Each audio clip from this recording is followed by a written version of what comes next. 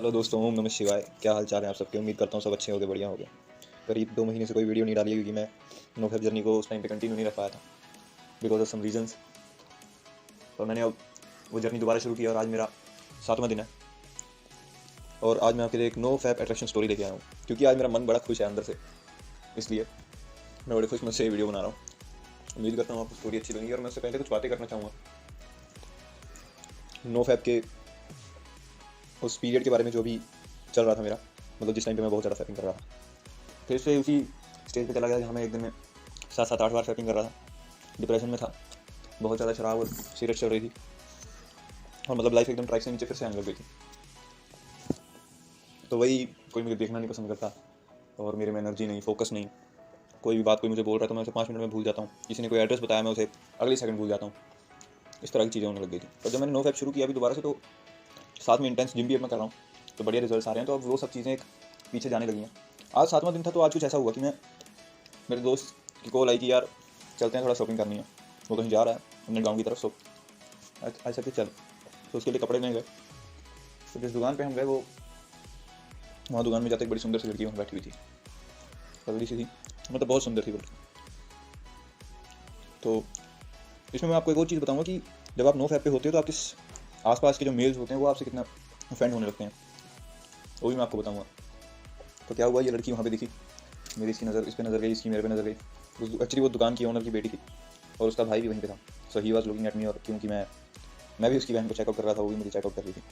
तो अभी मैं दुकान पे घुसा ही हूँ तो वो हमारे पास आ गई क्योंकि और कोई फ्री नहीं था।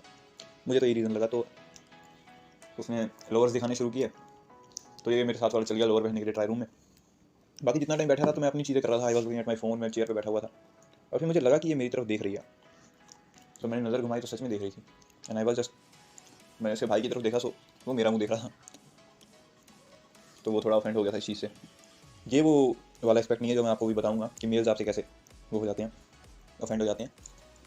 So the way she was looking at मी, वो बड़ा मतलब मेरे को खतरनाक सा लगा। एक टाइम के लिए मैंने अपनी आंखें हटाई और मैं इधर उधर देखने लगा। फिर मैंने जब वापस देखा तो किसी न किसी बहाने से मेरी तरफ मुड़ रही थी। सो मेरा दोस्त बाहर आया, सो ही शायद कि हाँ ये वाला पजामा ठीक है, आप ये वाला पैक कर दो। तो वो उससे नहीं पूछ रही थी आप कोई और, तो उसने मेरे से पूछना शुरू कर दिया कि कोई और कलर देख लो, ये भी अच्छा है, वो भी अच्छा है। तो मैंने कहा नहीं, इसे यही पसंद है। ओके, तो कहती आपके लिए कुछ दिखाऊँ? मैं नहीं नहीं, मुझे कुछ नहीं लेना, हम तो इमरजेंसी में आ गए क्योंकि इसके लिए ज़रूरत थी। तो उसने कहा ठीक है। तो उसने मुझसे पूछा पैक कर दूँ? तो मैंने कहा हाँ कर दो कर दो। पैक करने को गई तो मेरा दोस्त मुझे पूछने लगा तेरे को पूछ रही है भाई, खरीद तो मैं रहा हूँ। मैंने कहा चल छोड़। तो जहाँ मैं बता रहा था आपको कि लड़के आपसे किस तरह से ऑफेंड हो जाते हैं, मेरे आने से पहले वहाँ पे एक बहुत मतलब अच्छे घर का लड़का, वेल ड्रेस्ड, उसकी अच्छी बॉडी थी, सब कुछ मतलब बढ़िया था, मतलब अच्छे घर का लड़का वो, है ना, वो भी वहीं पे था। उससे पहले वो दोनों एक दूसरे को ताड़ रहे थे जो भी थे। पर जब मैं एंटर हुआ वहाँ पे, तो वहाँ पे जो 2-3 लड़के थे उन्हें मेरी एक तो वहाँ पे मौजूदगी खटकने लग गई। सेकेंडली मैं वो लड़की की सारी अटेंशन जो है मेरी तरफ आ गई। तो सभी जितने भी वो लड़के थे वो इस चीज़ से तो ऑफेंड हो ही गए थे। पर लेकिन उससे भी ज़्यादा जो मुझे लगा कि उन्हें जो चीज़ ऑफेंड कर रही थी वो शायद मेरी एनर्जी थी, मेरी आवाज़ भारी, और मैं कोई भी चीज़ कॉन्फिडेंस से बोल देता था।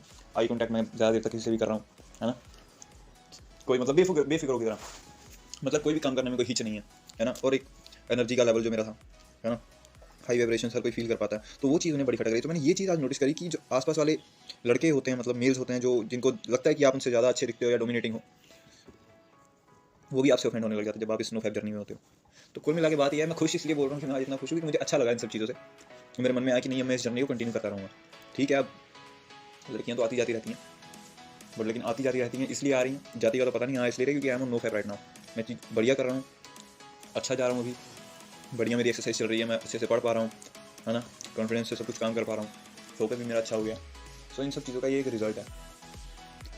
तो मैं यही कहना चाहूँगा कि आप भी इस जर्नी को आगे कंटिन्यू करें, आपको अच्छा महसूस होगा। अच्छे से खाए पिए इस दौरान, अपनी डाइट का ध्यान रखें और फिर देखें अपने आप जो आपके अंदर बदलाव आते हैं। मेरे साथ क्या बदलाव हुए, मेरी जो आंखें अंदर धस गई थी और मेरे जो डार्क स्पॉट्स आ गए थे वो कम हो गए एकदम, मेरा चेहरा फेयर हो गया, मतलब रंग भी बहुत अच्छा हो गया, दाग जाने लग गए हैं अब जो मेरे चेहरे पे दाग आ गए थे, और बढ़िया एनर्जी बढ़िया है। मतलब मैं जिम में काफ़ी देर तक वर्कआउट भी कर पा रहा हूँ, थक नहीं रहा हूँ ज़्यादा जल्दी, और नींद की इतनी जल्दी ज़्यादा जरूरत नहीं पड़ रही है बहुत ज़्यादा जिम करने के बाद भी। मतलब ये चीज़ें अच्छी हैं, मैं सुबह जल्दी भी उठ जाता हूँ। तो ये सब चीज़ें हो रही हैं। तो बस इतना ही है दोस्तों। आई होप आपको स्टोरी ठीक लगी होगी, अच्छी लगी होगी। मुझे लगा कि ये बताने वाली बात है, तो इसलिए मुझे लगा कि बताऊँ मैं आप सबको आगे। सब इस जर्नी को जितना हो सके उतना कंटिन्यू करने की कोशिश करेंगे।